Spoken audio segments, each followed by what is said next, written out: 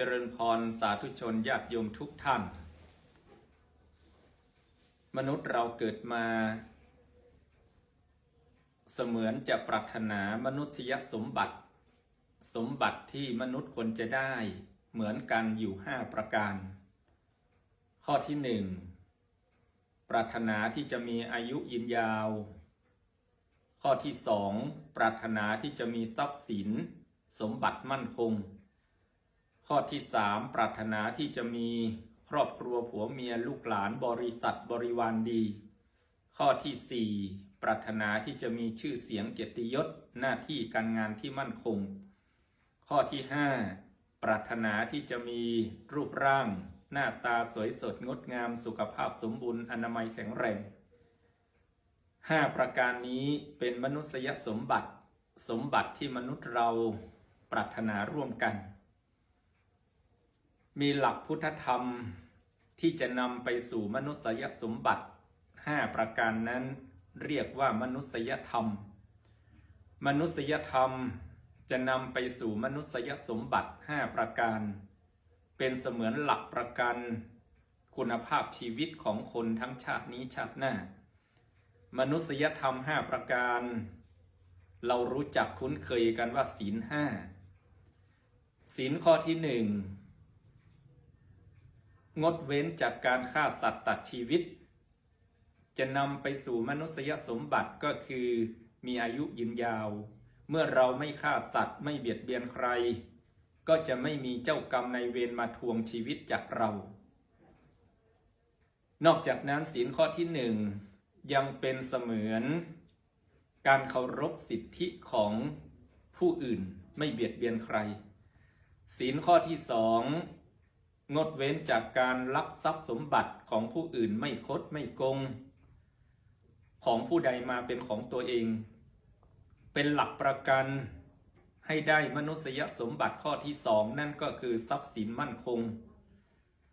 ทำมาหากินอะไรก็เจริญรุ่งเรืองเพราะไม่มีเจ้ากรรมนายเวรมาคอยบั่นทอนให้เรานั้น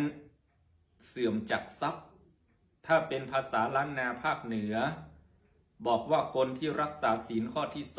2ปี้จะบ่ป้องน้องจะบ่เปืองลูกจะบ่ผานหลานจะบ่มาค่ำสมบัติเรานั้นจะมั่นคงศีลข้อที่3งดเว้นจากการนอกใจซึ่งคู่ครองผัวเมียตัวเองจะได้มนุษยสมบัติก็คือครอบครัวอบอุ่นลูกหลานบริวารดี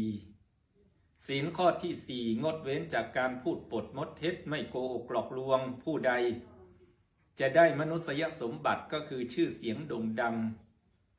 กิจการงานเจริญรุ่งเรืองเครดิตดีนอกจากนั้นเกียรติยศจะขจรขจายจะมีแต่คนเคารพนับถือศีลข้อที่5งดเว้นจากการดื่มเครื่องดองของมึนเมาสุรายาเสพติดยาม้ายาบ้า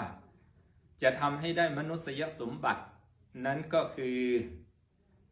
รูปร่างสวยงามทุกภพทุกชาติสติปัญญาดี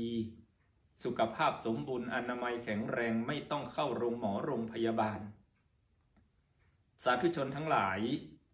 มนุษยธรรมก็คือศีล5ข้อจะนำไปสู่มนุษยสมบัติที่มนุษย์เราพึงปรารถนาอายุยืนทรัพย์สินมั่นคงครอบครัวผัวเมียลูกหลานบริวารดีชื่อเสียงเกียรติยศหน้าที่การงานเจริญรุ่งเรืองสุขภาพสมบูรณ์อนามัยแข็งแรงรูปร่างสวยสดงดงามทุกภพทุกชาติส่วนท่านใดจะปรารถนาข้อใดมาเป็นอันดับแรกก็สุดแท้แต่ชีวิตของเรานั้นขาดข้อใดบางคนมีอายุยืนก็อาจจะปรารถนาให้ทรัพย์มั่นคงมาเป็นข้อแรกบางคนมีอายุยืนทรัพย์มั่นคงเรียบร้อยแล้วก็อาจจะปรารถนาสุขภาพสมบูรณ์อนามัยแข็งแรงนี้สรุปว่ามนุษยธรรมคือศีล5ข้อจะนำไปสู่มนุษยสมบัติคือสมบัติที่มนุษย์เราปรารถนา5ประการขออำนวยอวยพรให้สาธุชนญาติโยมทุกท่านจงได้มนุษยสมบัติด้วยกันทุกท่านทุกคนเทอญ